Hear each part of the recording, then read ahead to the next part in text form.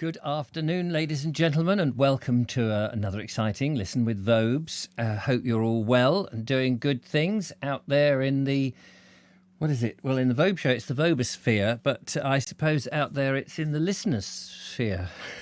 I don't know what it is. Just making sure everything is all running and okie dokie. So let's, I'm Richard Vobes, and we're reading the what is it called? The Peep show. Let's see who is out there. I've got a little fire on in here, but it's slowly warming up. Trying not to wear my jacket if I can help it, because I can get a bit over hot. So lovely Julia is out there. In fact, the lovely Julia beat me in. She didn't beat me up. She just bet me up? Beat me up. Anyway, whatever. Turbo Stream is there. Hello to you. Cooper68, nice to see you. We have Tall Podge Rog from Guildford. How's it going up there in Guildford? Have you still got snow? Julia says it's deceivingly cold outside. Tis. Blooming is. I've been out filming and it is cold. I stepped out for a solo walk. No toddler to wangle, nor 10-year-old nagging. Can we go to the park? And yes, I hope you wrapped up warm. Snowing in Lyon, is it? Blimey. No snow here, not yet. Somebody told me it was going to warm up next week, so I'm hoping that is the case. Cooper68, you can really see the daylight longer now. Oh gosh, it's very handy, because when I used to do the show, it was dark at the end of the show, and now it's light again. So that's quite good. John F is there, Billabong O'Neill, Audrey Forbes, nice to see you, David Evad, or Dave of Yorn, as he likes to be known, Justine Jones, Anne H, Skilt, did your parcel come? No. Do you know, that was a right old rigmarole. It was supposed to come at 4:15, didn't come at 4:15, then it said it'll be here but by 9. Didn't come by 9, and you could follow them on the little app to show where the driver was, and you drove back to Littlehampton, which is where the depot is, and I thought, and that was about 8 o'clock. I thought, you're pushing it, aren't you? You've got to fill it up and then come out and do some more. But he never came out. He'd had enough. And then it said, we'll be out today or tomorrow. Charming. It said, if it doesn't come by tomorrow, you can ask for your money back. Well, I bloody will. Lee Lawson, good afternoon to you. Layers on again. Philip Hammond and Mary, nice to see you. And anybody else who happens to have stumbled in out of the cold. The spy that came out of the cold. I wonder how cold it was when the spy came in. Was it as cold as it is at the moment? Right, I have got my lemon and ginger, which is very nice. Delicious. And here it is, the book, The Peep Show by Walter Wilkinson. And we are on chapter XV. Which is what? 15. 15. Lee Lawson, yes, does look very slightly warm. I have been looking at the forecast because we've had another of our flint walls rebuilt and progress has been halted. I'm not at all surprised. It's too cold for people to be outside. We were all wrapped up to the point that Joe was like an upended tortoise if he slipped over. Poor little bugger. Anyway. This chapter is called English Meadows and a Church Fete. So let's crack on. Inspired by the advice of various people, I set off the next day for the village of Fremington. A fete was being held in the vicarage grounds in aid of church funds, and the consensus of local opinion was that I ought to be there and that I might do something. I was glad to get away from camping on the sand dunes, for gradually, with a subtle, sinister persistency, sand was creeping into all of my belongings, and by the time it reached the bread and cheese, I was tired of it. I pulled away early on the Monday morning with a fixed idea of finding a charming pitch in a green meadow. How wonderful they are, these English meadows! I do not believe there is a pleasanter experience in all this worldly life than to find oneself on a sunny, breezy morning walking in a green field with daisies, purple scabious and buttercups dancing in the grass. What rest they can give us. They are the coolest and sweetest balm for a fevered mood. Time and again I have been pounding along a dusty highway with heat and fatigue weighing upon me, consumed with a momentary hatred of the grit and the intolerable hardness of the road. Then is the time to scramble over the 5-bar gate and to sink into the cool grass beneath a whispering tree. The blazing road, all the cruelty of the world is forgotten, as in a cloister. Bare your feet to these green blades, and you will feel refreshment thrilling through your being. If one had the courage, all the clothes would come off, and one would roll like a horse in a green bath. But heavens, it would never be possible to do that for fear of being discovered by some massive farmer or coming under the scorn of some leather-jerkined, hermetically sealed motorist. It was the sight of such a perfect English meadow which pulled me up that morning, and which made me feel that somewhere about there was a pleasant pitch waiting for me. The field stood in the corner of some crossroads. It had a pond in it, blue with reflected sky, on which the whitest of ducks was sailing. Scattered about the grass in a chuckling, grunting, baying family, or baying, is it baying family? Were chickens. I thought he was going to say sheep then, but, in a baying family were chickens and pigs and sheep. The grass was of the greenest, and the animals so clean and bright that it all seemed like a toy new from a box. A low thatched cottage stood at another corner, and opposite to that, an old white farm. There was such a pleasant air of sanity and natural life about the place that I longed for a camp there and looked around for the proprietors. I took a turning past the house, eastwards down the lane with a broad green on either side, with picturesque trunks of felled trees reposing here and there. Enormous elms were a canopy to the lane, and I wandered onto the farmyard through a deep whitewashed archway into a cobbled court entirely closed in with 2 farmhouses and some old timbered barns and cowsheds. All the buildings were white, and the woodwork was a vivid green, and before each house was a bright garden of cottage flowers. The place fitted me spiritually like a glove, and, without qualms, I tapped at the door to ask permission to camp. In answer to my knock, a man came out of the other. In answer to my knock at one house, a man came out of the other and greeted me civilly. He was joined by the housewife from the first house, and between them they decided that I was welcome. The man conducted me down the lane to the meadow of my dreams, where I had settled beneath some ancient apple trees. Fremington, with its fate, was about a mile distant, and after lunch I packed up the show and adventured forth to see what luck awaited me there. I was greeted with rain, the most sudden and heaviest that ever fell, and together with several inhabitants I rushed under a huge tree standing picturesquely in the village street. As I gloomily watched the roadway being converted into a torrent, I concluded that I had troubled myself for nothing, and, instead of getting a collection of pennies, I was likely to suffer a good soaking.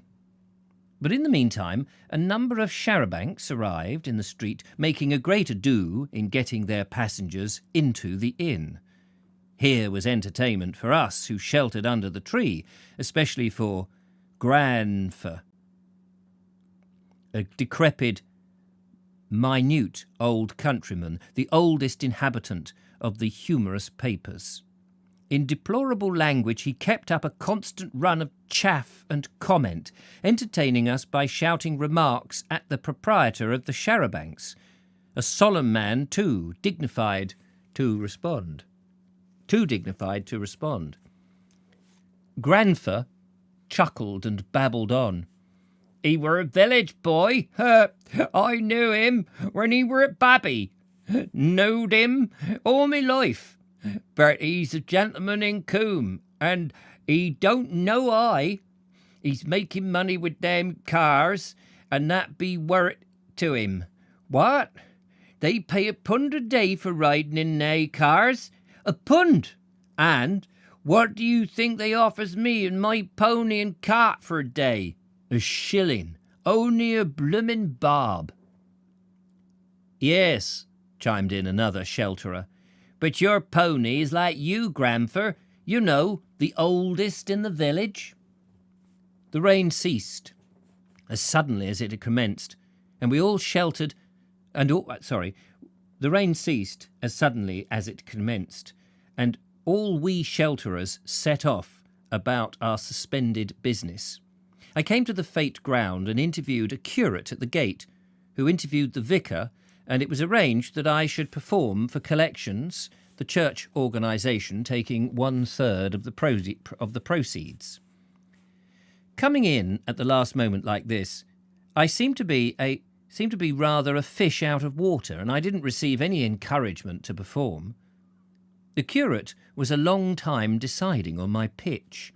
Then a collector could not be found, and had it not been for the gallant lady who opened the fete, who demanded a show, that collector might never have been found. Even then, the Peep show had to fight for its life, for the charabancs full of ebullient concert party drew into the grounds, and it was the brilliant idea of the driver that they should give a performance on the spot and be given their tea in exchange. This driver was one of the inspired, ruddy individuals with a large supply of irritable energy which carries everything before it. He unloaded his party, arranged where they should perform, and then came up to me. He looked me up and down very insolently, and after this wordless inspection, asked rudely if I was in a hurry. By this time I was profoundly annoyed by the whole fate. I'd been waiting for about over an hour, and my patience was at an end. In my turn I stared him up and down and replied as insolently as I could that I was never in a hurry, but that Lady So-and-so had asked for the performance of the Peep show at once, and that I was just about to commence. We stood on the lawn and glared at one another like fighting cocks. He seemed to turn from red to purple, but no more words passed between us, for I dived into my curtains and struck up the squeaky music as loud as I could. A good crowd gathered round, and the lady patron, with her train, was intrigued away from the fascinations of the hoopla. I went through the show, leaving the officials to get on with the collection, and when I came out after the performance, not a little nervous, I was glad to find that the concert party and their terrible driver had disappeared. After this first show, my pitch was hemmed in by cars and traps, which were parked on the drive, and I had to amuse myself by going the round of the fair, and in listening to the confessions of the curate, who did not approve of this kind of thing in aid of church funds. Some of these men, he said, would spend £2 or £3 in skittling for a pig and in throwing at Aunt Sally, but when it comes to church, they only put threepence in the plate. I was always ready to hear a little scandal of that sort, but I was getting anxious about another performance, and as several people had asked me to begin, I applied for another collector. He was a long time in being found, and then, when I began the show, the military band began to play, and in a short time the curate poked his head through the curtains and asked me to close down, as they wanted to commence the presentation of prizes. I closed down obediently and was invited into the house to settle up. The total collection was the astonishingly small amount of 4 shillings and 9pence, of which I took 2 shillings and 9pence, leaving 2 shillings and my blessing, which was not worth much, to the church funds. As I passed through the village on the way back to the camp, The cottagers were curious to know if I had done well. I told them exactly how the finances had worked out, and they commiserated with me sympathetically. They won't give it because it's for the church, said a sturdy fellow. There's plenty of rich folk round here. Let them give it for the church. Next time you come here, put up in the village and do it for we. Yes, shouted a woman shrilly, and I'll lay you do better than what you did up there, with a significant nod of her head towards the fair. My only consolation was that the rude chauffeur and his vulgar charabanc party had disappeared without giving their entertainment, which I am sure would have been all about girlies and curlies and ma-in-laws. I spent the next morning sitting under the hedge in the hot sun, making a ghost, and in cooking a dinner. In the afternoon, I went to Instow to do some shopping, and I took the show with me I took the show with me in case there should be any people there to look at, although Wednesdays and Saturdays, according to common report, were the only possible days. No sooner had I got there than friend Harmer of the roundabout beckoned to me excitedly and introduced me to the show and to a party of excursionists. They had exhausted the joys of Instow and were seated on a low wall with their backs to the sea, waiting disconsolately for the charabancs, which were not due for another hour.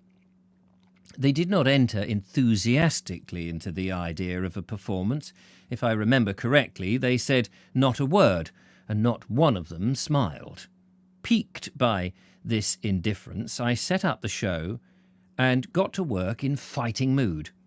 They gradually drew nearer and gathered round the theatre.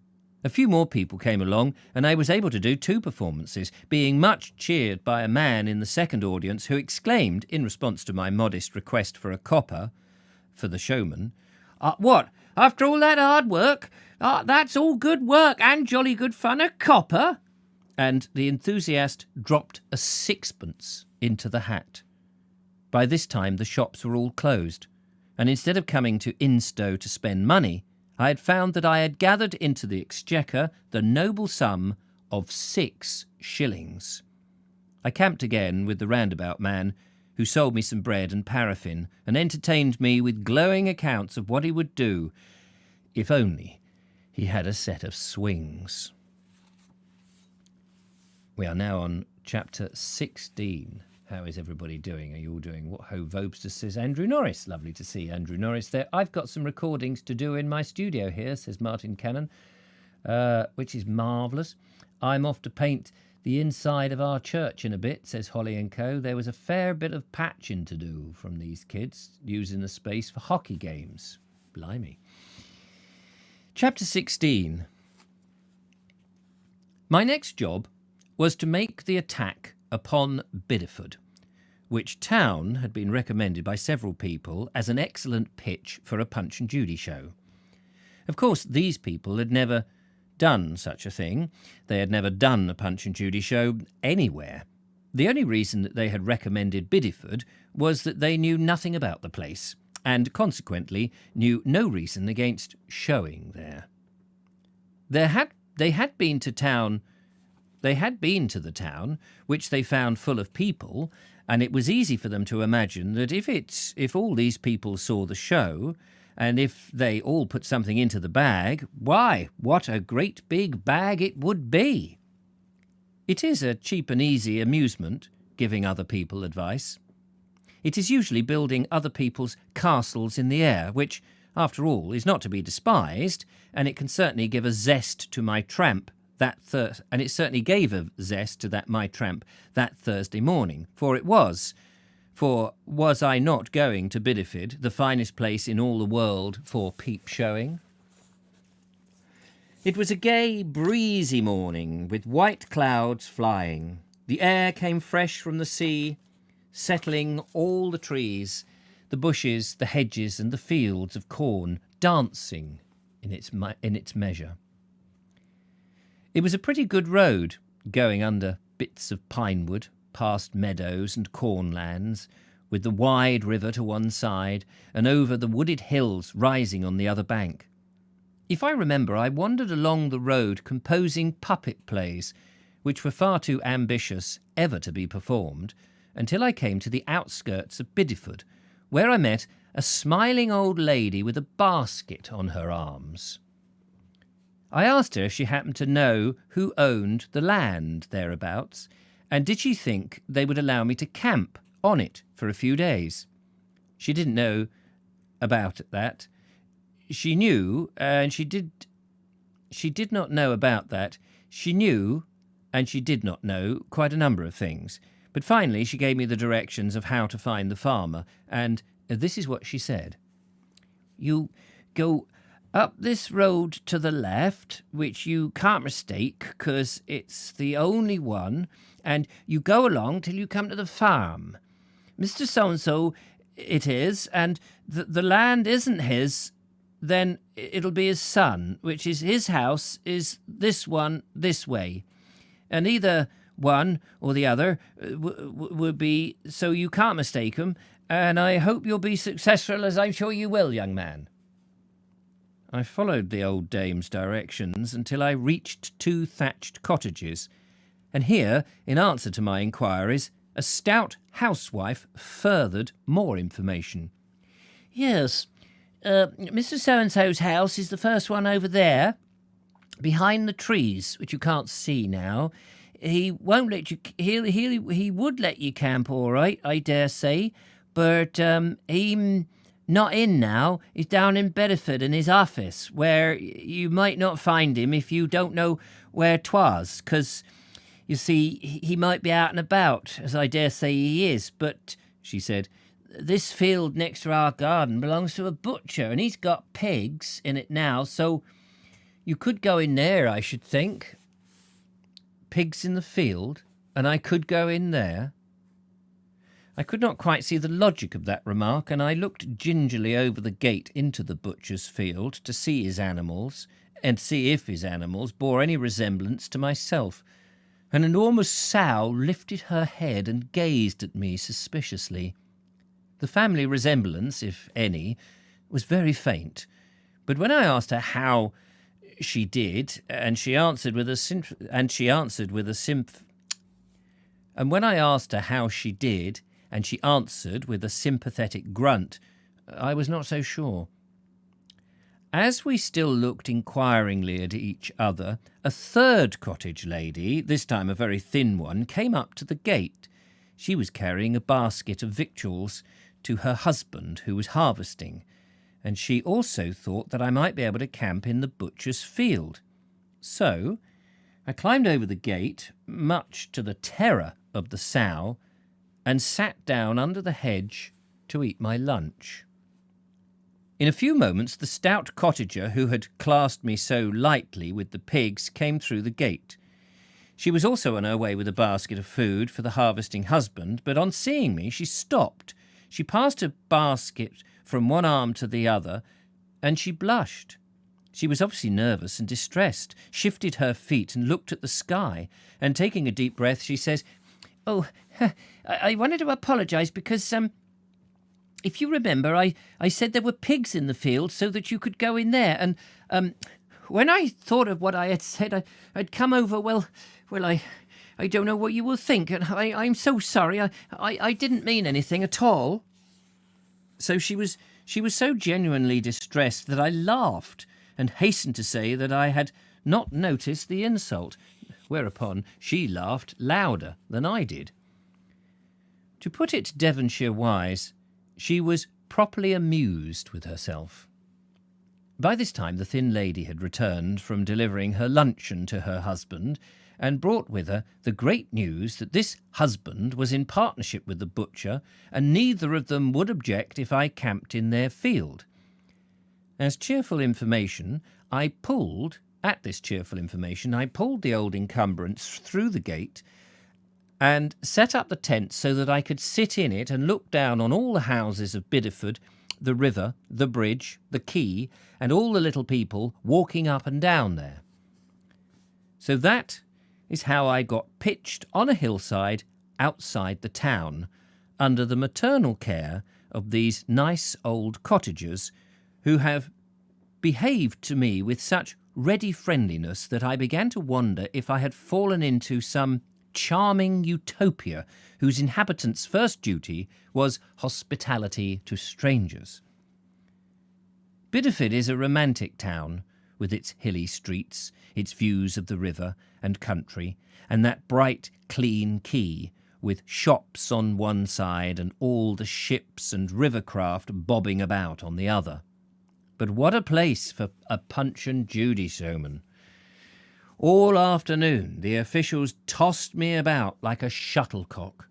The police sent me to the town clerk, who was not encouraging, but finally said he had no objection to my show if that august person, the mayor, gave his sanction. A postman a postman directed me to this dignitary. "There he is, and the dentist there," he said, and it was some time before I realised that the dentist and the mayor were one and the same person.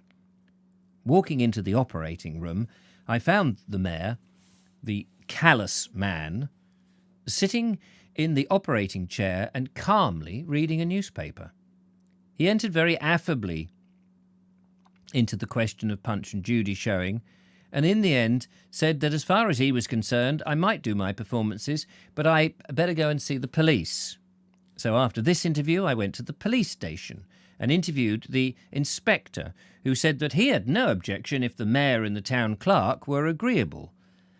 And he immediately drew on his blotting paper an excellent plan of the quay, the park, and the Kingsley statue, behind which he gave me permission to stand. Then I returned to the town clerk to discuss the question of rent, whereupon an awful dilemma arose between us. The town clerk, the town clerk's clerk, and myself for we were all greenhorns together on the question of how much a rent a Punch and Judy ought to pay. It was settled in the end that if I made good, it was left to my honour to contribute something to the infirmary fund. I went back to the camp considerably dazed with all these intricacies, which had only resulted in allowing me to show late in the evening, as I must not rival the town band, which would be playing up to 9 o'clock. But a green meadow on a high hill top proved a good medicine, and at 8 o'clock I pulled down into the town in the best of humours. I found a street performance already in progress. A rough old character was inviting anyone to tie him up with a length of rope from which he engaged to free himself in 3 minutes. He was soon lashed up by an amused and very sturdy sailor, and then, standing trussed and helpless, the old chap began to ask for pennies.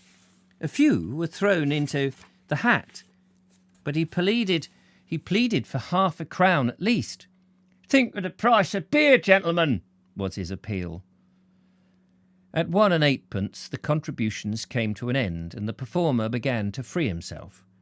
But I didn't wait to see the result, for what struck me all the time was that this seedy vagrant could never have spent the afternoon in interviewing the mayor, the town clerk, and the chief of police, at which I felt considerably piqued, and decided to get to work myself. No sooner had I set up the theatre than a crowd began to collect at once. I was quite alarmed by its size. It crowded all round the show, which was being pushed and swayed about, but there seems to be a mysterious privilege which allows a showman to control his crowd physically as well as psychologically. So I pushed back the children and shouted at the adults. Excited by the large audience, I plunged into the performance with enthusiasm, and from the very first, the show went well. The crowd grew larger and larger and laughed hilariously. The puppets were inspired with new witticisms and business, which made me laugh too. The boxing match was fast and furious, extending itself by several rounds. The prize fighter invited any of the boys to come up and box him, and when this challenge was accepted, he dodged behind the proscenium and said, You it one your own size." He burst into tears and said he would tell his mother, and the more children laughed, the louder he wept. He rolled onto the shelf in an agony of howls and tears until Martha, his mother, appeared with a wooden spoon and administered comfort on his behind ends. The crowd pressed about the theatre, and it rocked so precariously that I had to stand on one foot, while with the other, at an awkward angle, I had to steady the framework. There is a great exhilaration at being at one with the audience, and for a moment I was so intoxicated with the success, far too intoxicated to remember those ideals of a reformed Punch and Judy show, a refined show, genteel, cultured and literary. After 3 turns, I slipped out with my hat to make a collection. I found myself being stared at by a large number of faces, and the next moment all those white faces had disappeared, and I was looking at so many backs. I was in that elated state when I was expecting to be carried shoulder high and presented with a generous collection of about £10, but all I could gather was half a crown. Without any enthusiasm at all, I performed and collected again, and this time 9p was the result. Although this was 1 7p more than the rope trick had collected, I packed up in a very bad temper. A dismal reaction to a gay show had set in. As for the mayor and the town clerk and the chief of the police, I didn't care one tinker's curse for them, and I began to think that the only contribution I could ever make to the infirmary would be, some day, a broken-down, neglected, despised Punch and Judy man in need of a hole to die in. I decided to forsake Bideford at once and forever. But I was awakened next morning by heavy rain falling on the tent. The day was too wet for travelling or showing, whereupon a passion for reading a book came upon me, and I determined to buy a book, shut myself in the tent out of sight of Bideford, and read it. Of course, just the book I wanted, something long, amusing, exciting, and very cheap, could not be found, and I was gloomily deciding on Ruskin's The Two Paths when I discovered that the price was 5 shillings, which was altogether over the head of a vagrant showman. So I rushed to an inexplicable extreme and secured for a sixpence a fat Victorian volume known as Everybody's Annual. It was full of engravings and selections from the classics. It told of how to make kites, pretty affairs with tassels and faces, and fishing rods, and how to play chess. But for me, its main attraction was the complete novel by Ballantyne, The Wild Man of the West. Somehow or other, I had come through my school days without reading Ballantyne, which seemed to me to leave something of a hole in my literary education. So I retired to the tent, cooked a good lunch, and disappeared into The Wild Man of the West.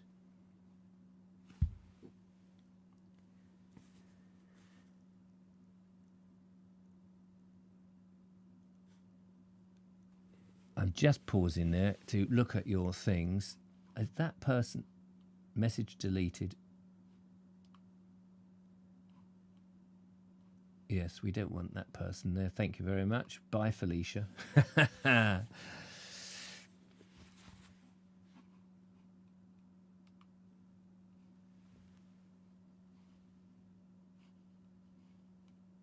Sorry, just... Yeah, we don't want that person can bog off.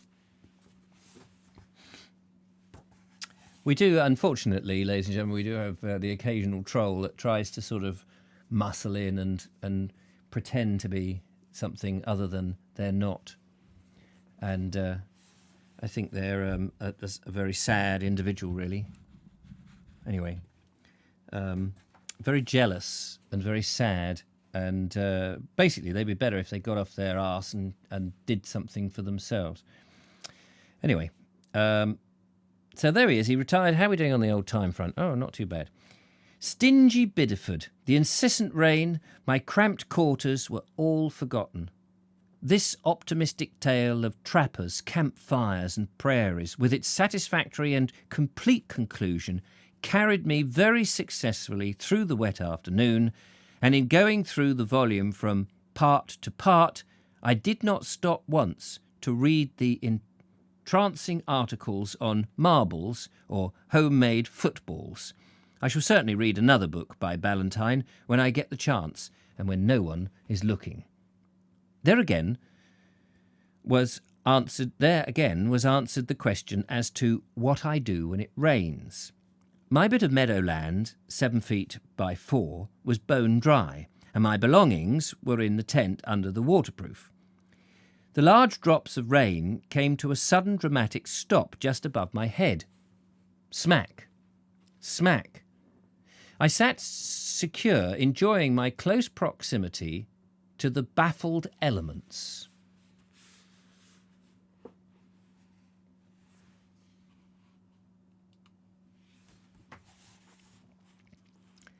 On Saturday morning, rain was still falling, an arrangement I had not counted upon when I decided to walk back to Instow for the afternoon performance and return to a Bideford show in the evening.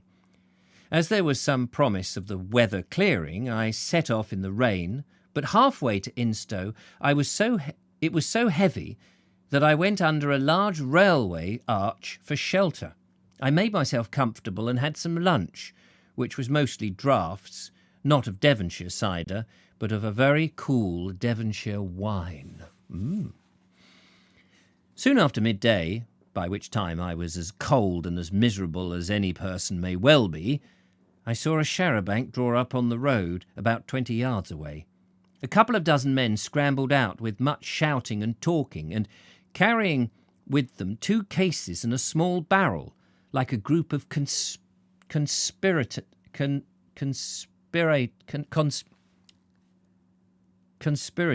in a picture play, and they made in my direction. They set the 2 boxes down under the bridge, but the barrel was propped up between 2 stones on the out wall. Out of the cases came loaves and pickles, an enormous joint of beef. Some rough carving was carried out with a large pocket knife, and soon the whole company was standing about indiscriminately, chewing enormous mouthfuls of beef and bread. Meanwhile, the barrel of beer had been broached, tapped, and kept busy, and as the men became more cheerful, it dawned on me that here was a heaven-sent, ready-made audience. As the rain had ceased for the time being, I put up the theatre on a piece of grass outside the bridge and announced to these bean feasters my intention of performing, at which they guffawed, one of them presenting me with a glass of beer, which he asked me to drink quickly, as they only possessed 1 glass. They were more amused with the show than I had hoped. It had caught their good humour on the rise, and through my spy hole I could see these men grouping themselves together before the theatre, each with his beef and bread in hand, mingling their broad smiles with large bites and ruminating chews of food. If they were amused with the show, I was amused with them, but I was suddenly alarmed to see them making ready to depart. I hastened to get outside with my hat, but before I could hang up the puppets, they came forward and began putting pennies on the shelf and jumping up to see into the theatre, calling out loudly for "That old woman! Where's the old woman? Show us the old woman!"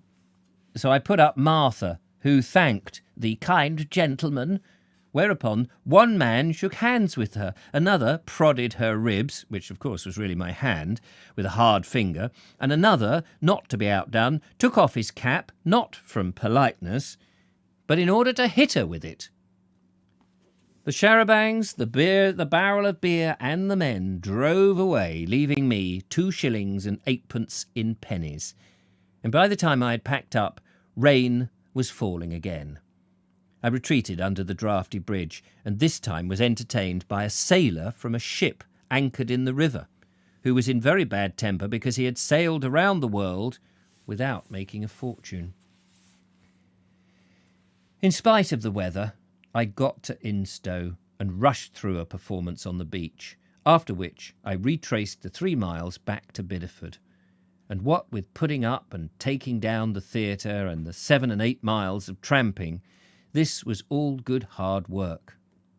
At Bideford, the town band was playing on the quay, and a meeting of some sort was in progress too. But I had met the mayor, the town clerk, and the chief of police behind me. I had the mayor, the town clerk, and the chief of police behind me, so I sat up again under the grim statue of Charles Kingsley, where the experience of Thursday evening was repeated. A large crowd and a small collection.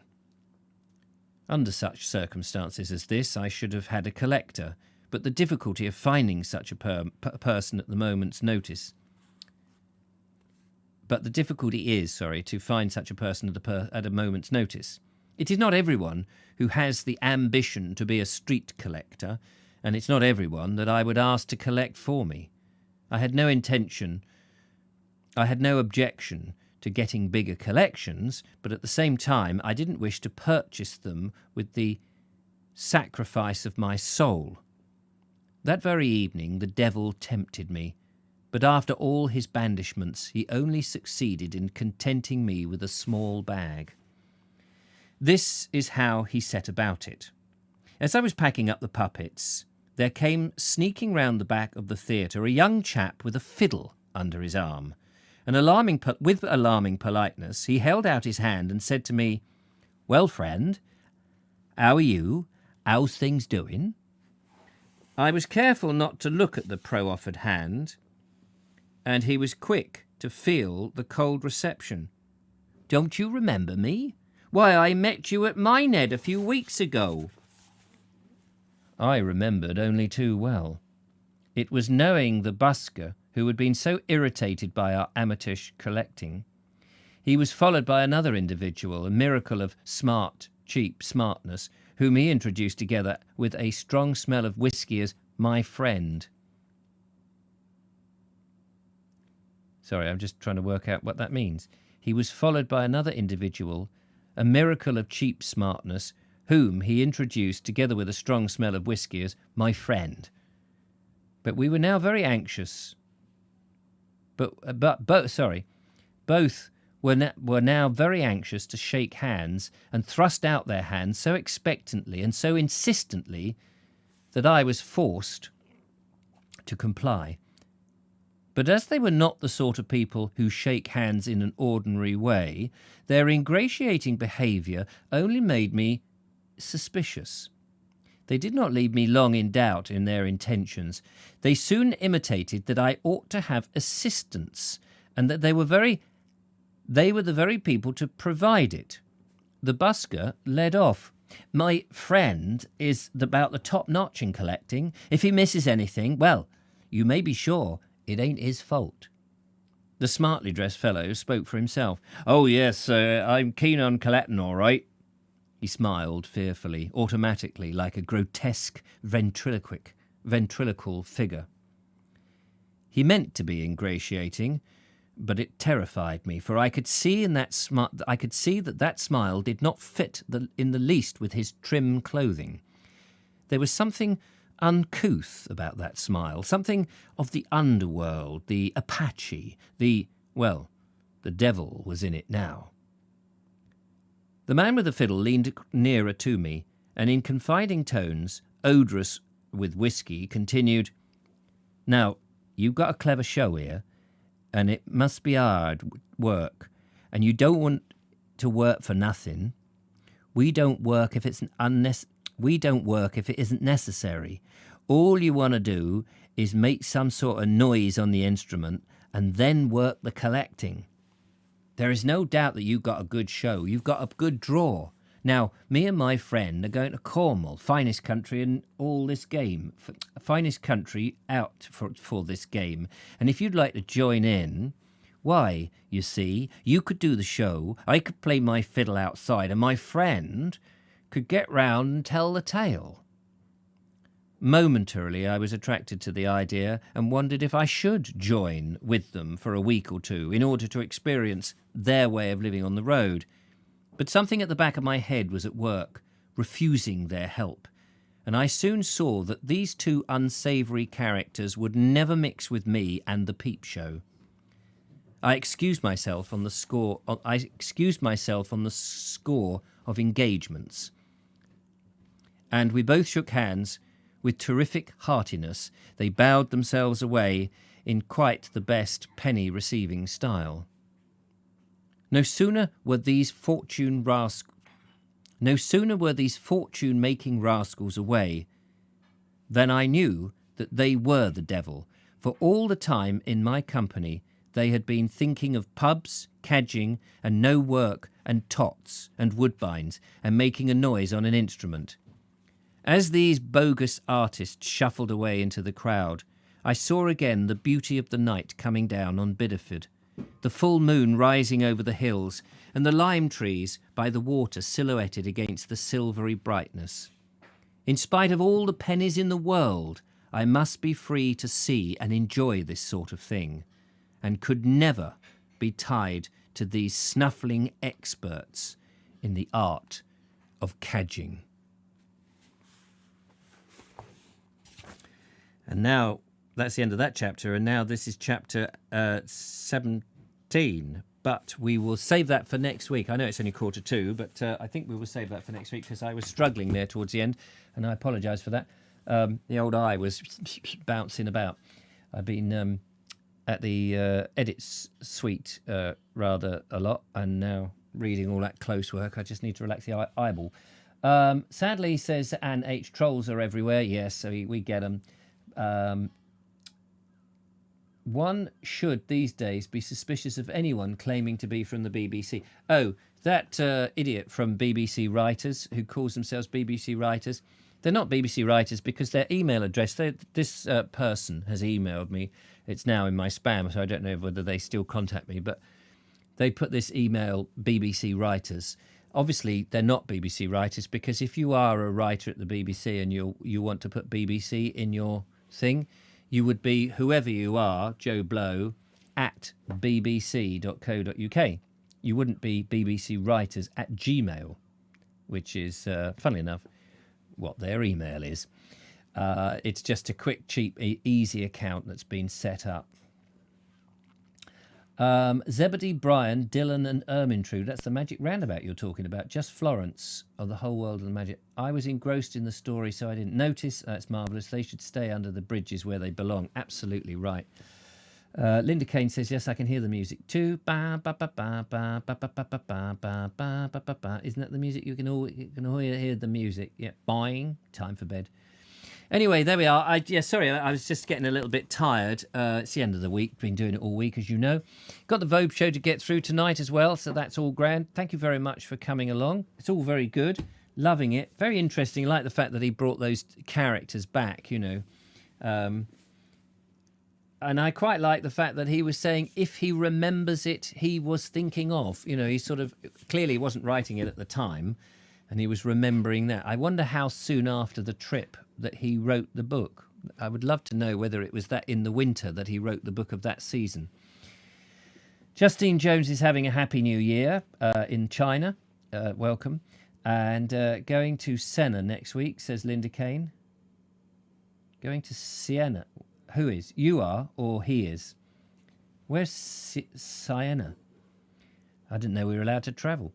The year of Wu Flu. Yeah, well, we've had 1 year of it. We don't want another year. Anyway, take care, one and all. Thanks very much. Catch some of you later, maybe, on the Vogue show. I need to see if we've got any videos sent in. Thank you very much. Have a good night. Yes, take care. Toodle pip for now. Goodbye.